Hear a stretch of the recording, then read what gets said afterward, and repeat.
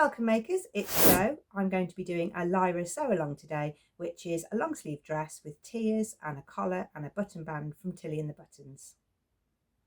The video today will be pitched at good beginners or intermediates, because there will be skills such as the collar, the button band, casings, tiers and a tie belt. All the products that I use will be listed below, so you can go and investigate any of those. You can also click on the Lyra pattern and go and see what other people have made. You can see what fabrics they chose, any problems they encountered, and you can also see the sizing and the style choices of our Minerva makers. Today I'm using a Viscose Challis. So this is from the Minerva Exclusive range. It's an animal print, but with a slightly more surprising colourway than usual animal prints. It'll have a really nice drape for the tiers and it will make a nice soft collar. I'm heading over to the cutting table and I'll put some tips along the way for cutting out the Lyra, especially for the collar pieces.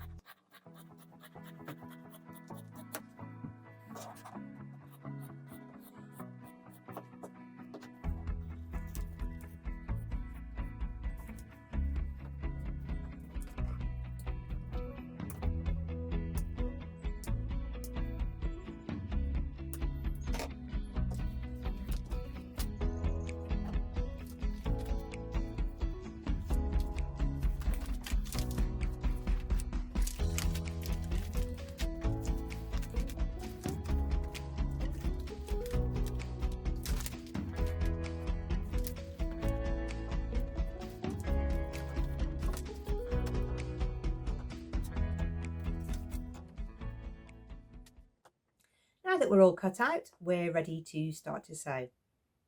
Make sure you've got the bobbin full, you've got matching thread on the top, and you've also changed your sewing machine needle, because if you're using this challis, it needs a sharp needle so that you don't get little shots through the fabric. Because we're putting a collar on Lyra, it's really important that you stay stitch the neckline and the collar piece so that they don't stretch out and one doesn't become longer than the other. So first of all, stay stitch your necklines, and then it's time to add the darts to the front bodice.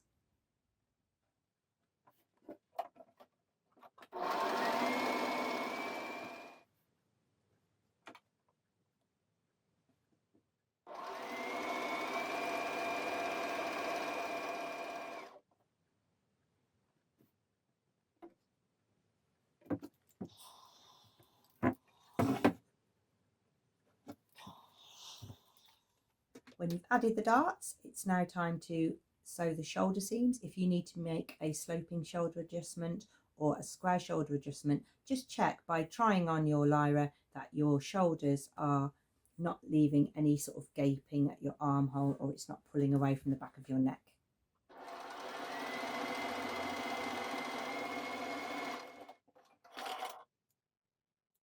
Now we're going to add the button bands to the centre fronts.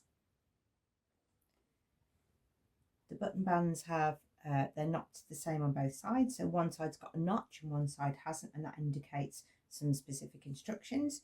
So we're going to find the unnotched edge. So the notched edge is the one that's got the button placements closest to it.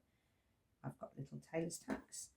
So press the long unnotched edge of the button stand by 15mm. That's your seam allowance. I'm just going to put a little pin in there, and then I can take it over to the ironing board and press that accurately.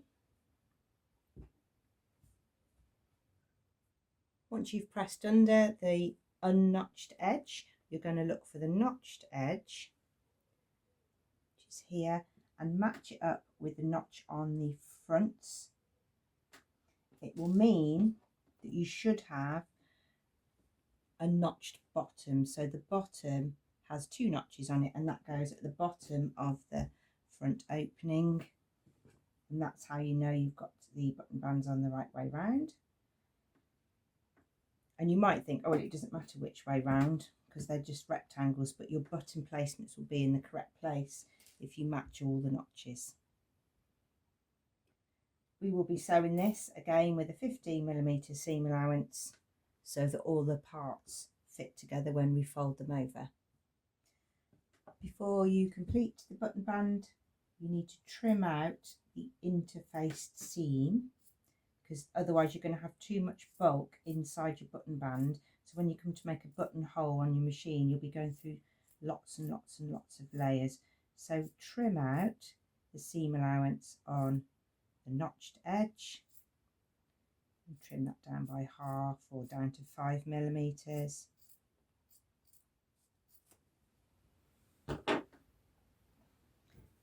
Then you're going to press your button band away from your bodice front with the seam allowances coming towards the iron fold that you made, and then you can pull the button band over and conceal all of your seam allowances.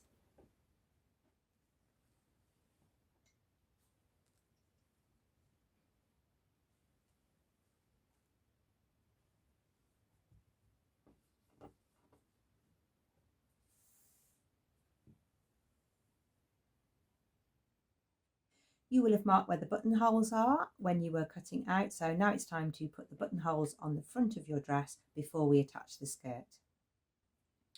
Select your method for buttonholing. If you need to do the 3-step buttonhole, you need to keep moving the dial to do each component of the buttonhole. I've got an automatic one, and I'm done one on some spare fabric to check the tension, and now I'm going to use those tailor's tacks that I made right at the beginning to make a buttonhole. Take the tacks, once you've positioned your foot, take the tacks out, otherwise they can get a bit sort of sewn into the buttonhole, so get rid of those before you start.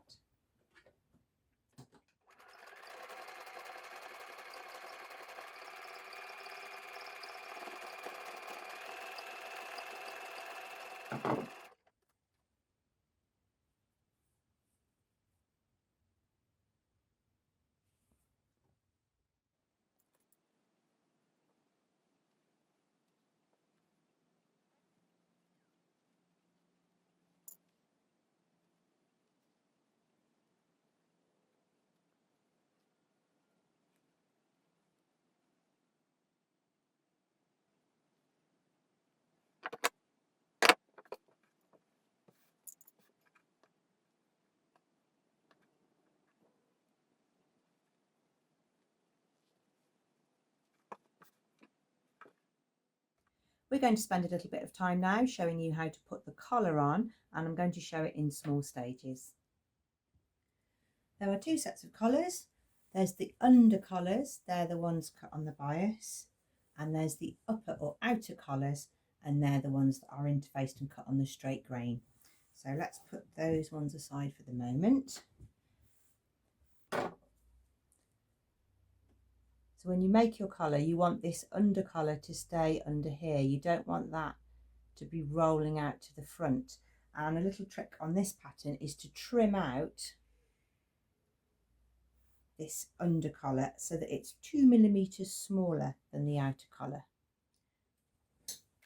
Now you can't change the size of the point, so it's asking you to leave the point the same and just trim off a tiny little bit so that your under collars are slightly smaller than your upper collars.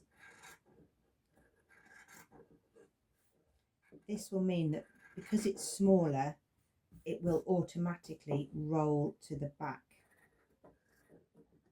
But when you get to the end, just grade out back to its normal size, because you don't want to change the size of the collar tips. On the collar stand, you don't want the collar stand under collar to roll forwards either, and it is tricky on that curve. So you're going to trim out just the curve and a little bit of the curve on this one, but not the length of the collar. So grade back to the same there. So you're just taking out these tiny bits, but if these tiny bits roll to the front, it's really noticeable. Next, I'm going to put the two upper collars together. So the upper collar is the collar that's got the pointy bit on. So right sides together and matching up the raw edges, pin the two collar pieces together.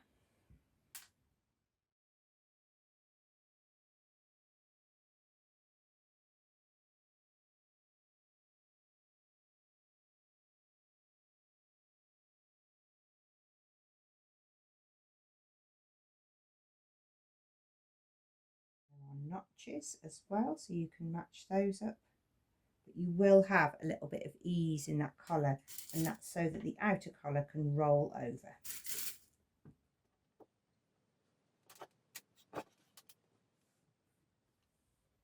Sometimes on a pattern you change the seam allowance for the collar, but on this collar the seam allowance is still 1.5 centimeters, and I know that because I have this little tailor's tack here that marks the pivot point for the corner of the collar.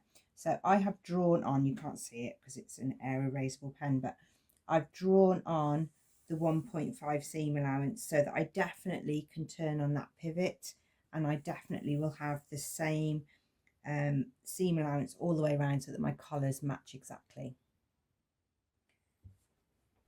Now you can work your fabric a little bit, so you can trim out the interface layer by half, like we did on the button band,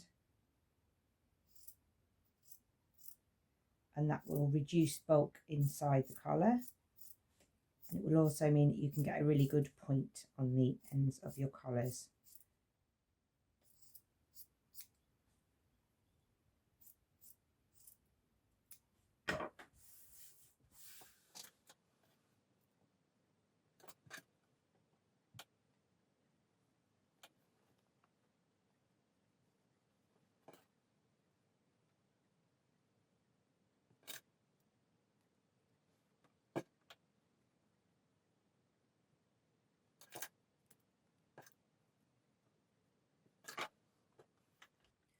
When it's pressed, you should get that under collar coming to the back, so that from the right side you don't have any of the under collar showing at all.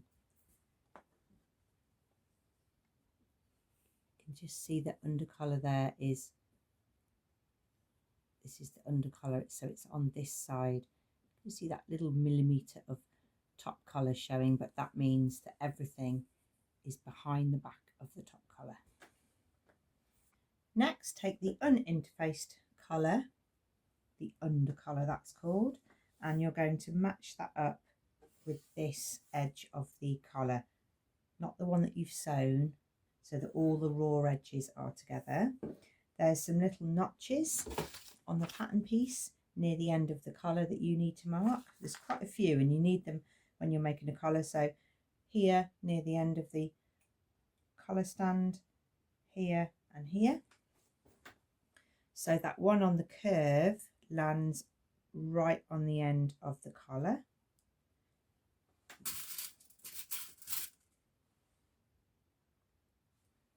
And one same on the other end. So then your collar stand will stick out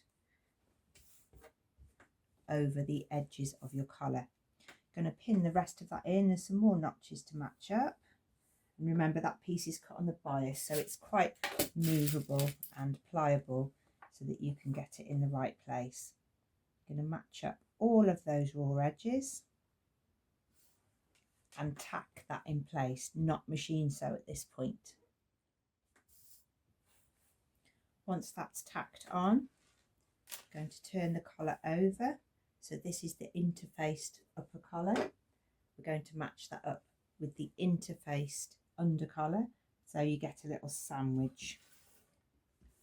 Here you will have the interfaced under collar, the interfaced upper collar, the bias top collar against the bias collar stand.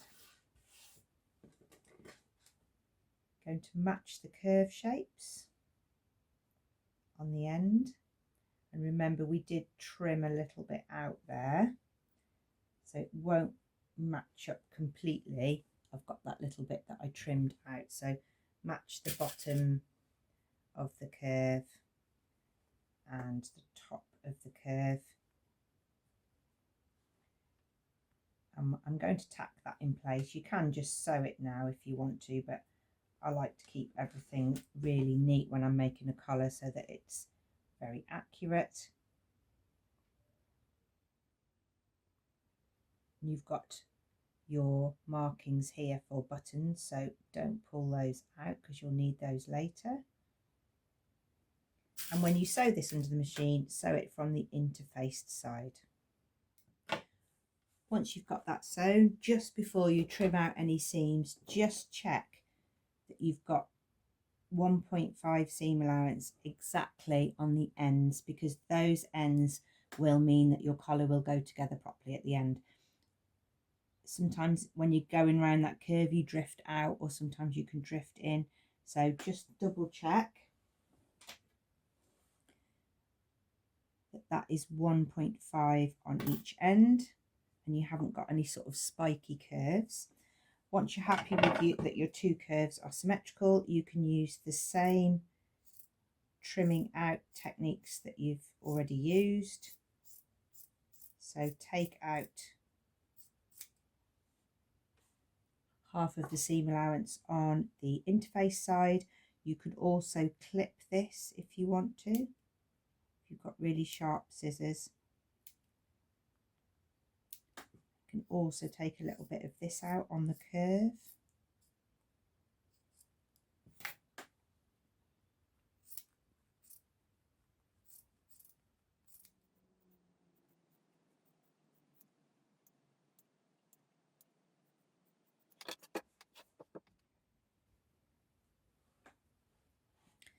And then you can start to work that curved shape out.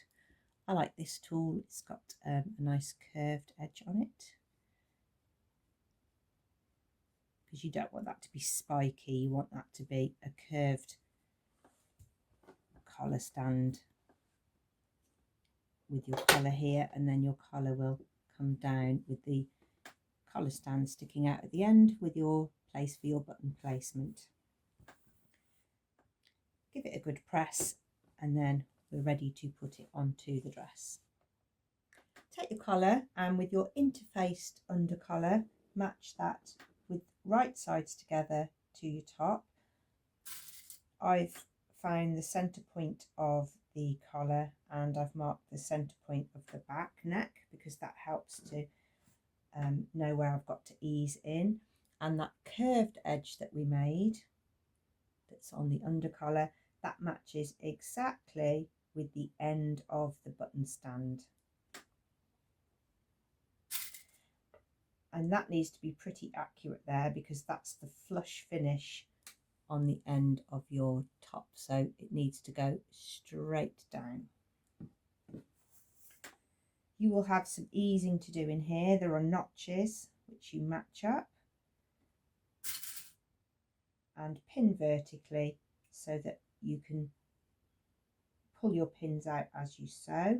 If you want to tack this in, because it's one of the first few collars you've made, that's fine too. Or you can sew straight from pins. You need a 1.5 seam allowance here still. So there's plenty of manoeuvrability and room to sew when you've got that larger seam allowance. Once you've pressed all of the collar, the last part of the collar is to enclose all of the seams inside. So there's a couple of things you can do depending on how confident you are and what skill set you've got. You can hand stitch this down, which is quite good if you've got challis that's quite movable and floppy, because then you can manage the fabric and move it to where you want it. If you're making your dress in a cotton, then you might want to press up the seam allowance on this undercollar and then stitch in the ditch from the right side. So you would pin it down and then from the right side stitch really close to the top and the undercollar. Because I'm using a challis and this piece is cut on the bias, so it's super movable now, I'm going to pin this down and I'm going to hand stitch it. You could also top stitch it, so it depends what you want the finished look of your dress collar to look like, and also which one you think you can get the best finish on. I was pleased with that. I'm glad I hand stitched it down. You can do a top stitching finish on all of your collars if you want to, so you can do a top stitch that runs along the undercollar, over the curve and around, so you can do as much top stitching and finishing as you like. On this soft challis, I just think it looks really smooth and beautiful in its own fabric.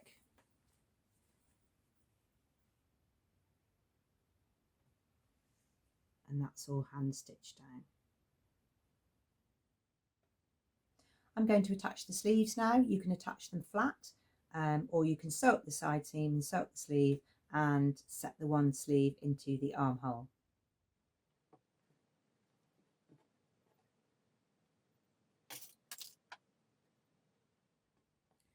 Put plenty of pins in the sleeve head, because this is where you've got the fullness, and from the inside you'll have that easing stitch, which is just pulling up that extra fabric there. So you need to make sure that you're not going to get any puckers on your sleeve head by putting in lots and lots of pins. A little tip I like to do, which I saw on another pattern, is to press up the seam of my sleeve before I join it into a circle, and then I've already measured the hem then, and I've only got to turn it up once and not try and measure inside a circle.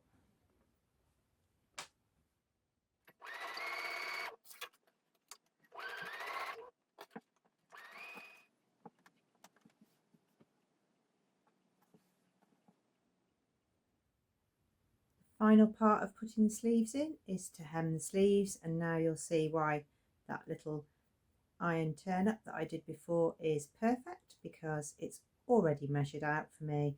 I just need to turn that down one more time, so I can use that as my measured edge and pin along. You can top stitch that, especially if you've top stitched all around the collar.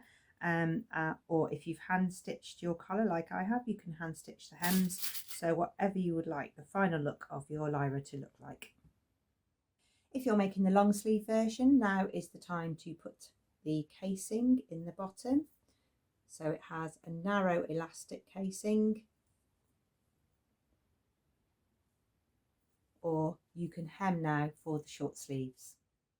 All versions have pockets, so you need to have made sure that you've put your pocket placement notches on your skirt so that you can put your pockets on the front and the back and start to sew them on. When you've put your pocket bags on, you've finished the inside seam and you've understitched each pocket, you can then put your two skirt pieces together, right sides together, and match up the pocket bags.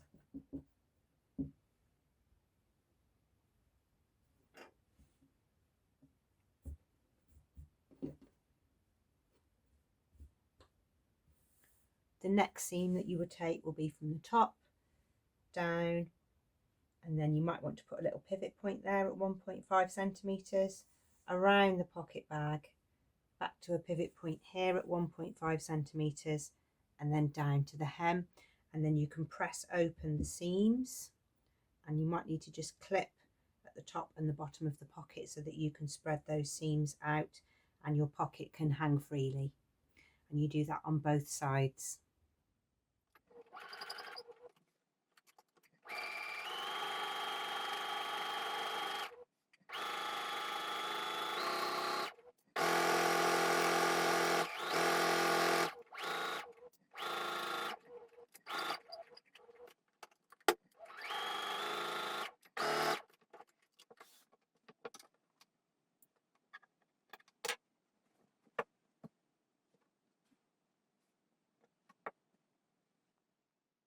Next, we're going to take a look at gathering the skirt pieces and the tiers if you're using them.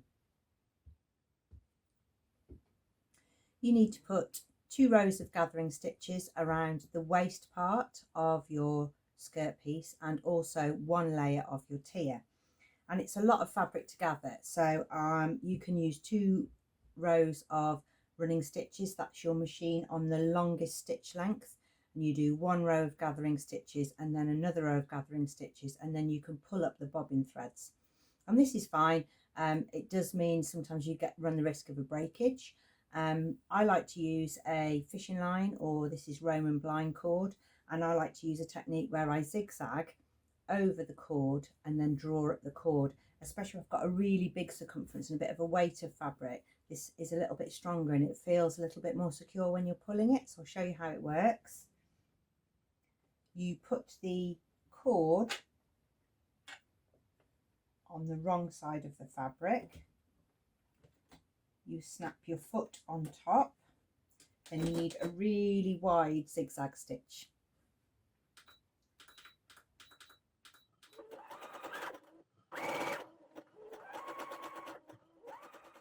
And the zigzag stitch will jump over the cord, and then when you pull the cord, the fabric gathers on the cord, so the cord becomes like a sort of a bit like curtains, so you have this as the pulling thread rather than cotton threads. You can see now I've really got quite a lot more stability. It slides around really easily. I'm not wondering when the threads are going to break. There is not an air of jeopardy in this. And now I can spend a bit of time evening out that gather.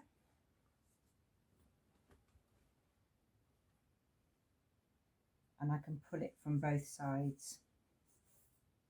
So I can adjust the front and the back. If I wanted to, I could put more gathers on the back than on the front with this, because it's really easy to move the gathers around. Then when you sew it to the skirt, you pull out the cord, and then you can use the cord to run your next set of gathers. When you pin gathers to your skirt, it's really important that you pin vertically and that you sew from the gathering side, and then you can see if you're getting any folds in the fabric, and if you are, then you can readjust them under the foot just before you sew them, so you can make sure that you're getting gathers, not a sort of fold like this. If you sew from the other side, you've really no control over what's happening to the gathers. So sew this to your top, overlap the edge. the good thing about using the pull thread technique is you've zigzagged all the way around there, so you could just say that's your zigzag edge. You pull it out and you can give it a press.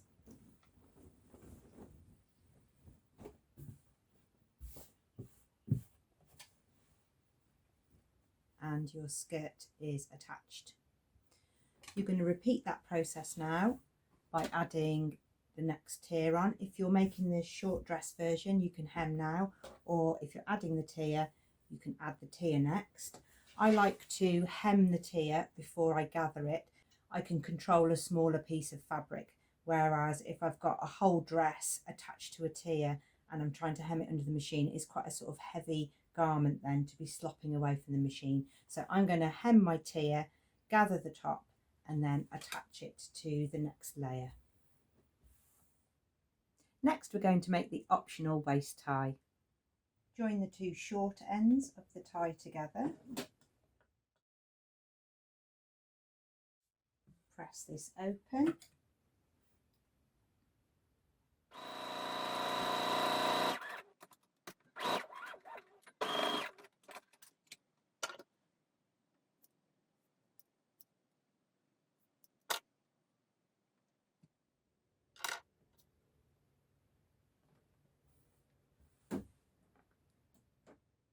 If you've added the waist tie, then I'll show you how to make the little belt loops on the side of your dress. I'm going to put a thread bar on the side of this dress so that I can have a tie on it. And the first thing I'm going to do is to wax my thread, because I'm going to be twisting my thread quite a lot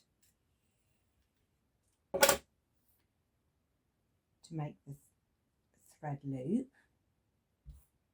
And I don't want the thread to twist and curl my little bars on the side around. So the first thing I'm going to do is to put a little knot in the end. Locate the waist seam. So this is the waist side seam and this is the waist skirt seam. It's a little bit tricky to see here. And I'm going to insert the thread and make a loop.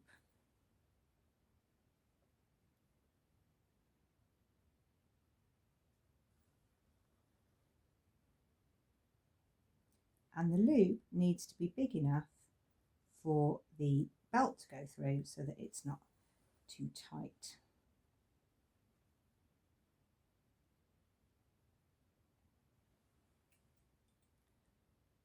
So first of all, I need to make a loop shape. So I've taken the thread one way, gone through the fabric and then taken it back the other way.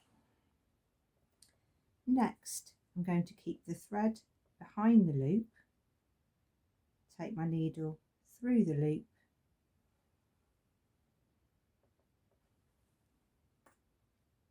and make my first stitch. I'm going to go through the loop,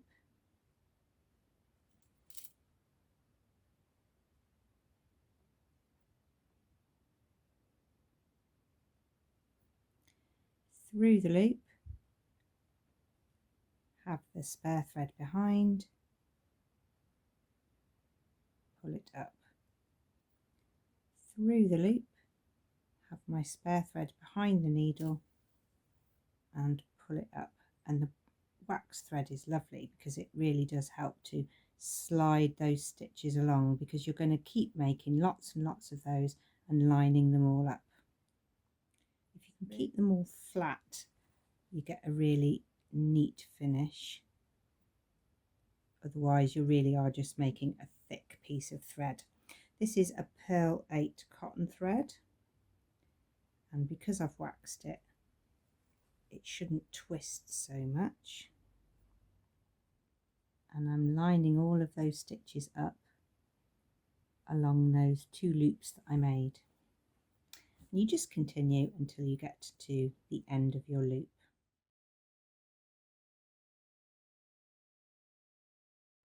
Because I didn't want a waist tie tying at the front, I put my waist ties in the side seam. So I just unpick the side seam a little bit, so I wear my waist tie just tied at the back.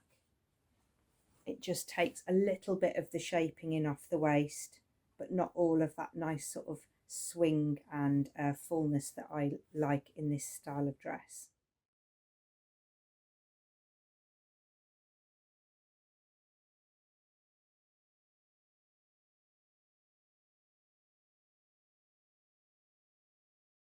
I hope that's helped you. If you've not made Lyra before, that might get you through to the end of the pattern. If you've watched today because you're thinking about getting the Lyra, then you can get the dress pattern and you can get the fabric and maybe sew along and stop and start this video to help you get to a successful make. Do make an account with us and share your makes. If you pop some photos up, people can have a look. It's a really inspirational place for people to give you support or for you to share your makes and get a little bit of love for the things that you've made. Thank you very much for watching. Do call in again soon for more tutorials, sew-alongs and inspirational ideas.